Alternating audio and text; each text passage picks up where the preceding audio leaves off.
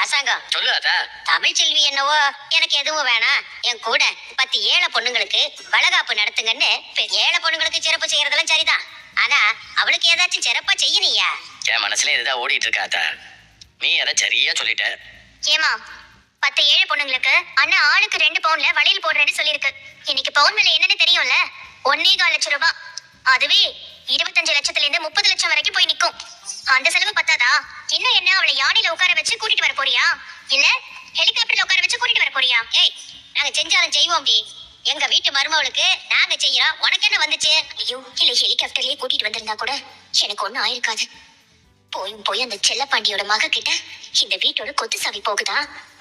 அவ இந்த வீட்டு எஜமானினா அப்ப நான் இந்த வீட்டுல வேலை செய்யறவளா?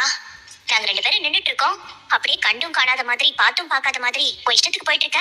அது ஒண்ணும் இல்ல அத்தை, நான் வேற ஏதோ ஒரு சிந்தனையில இருந்தேன், அதான் கவனிக்கல. சொல்லுங்க அத்தை. வேண்டாமா, வேண்டாம்.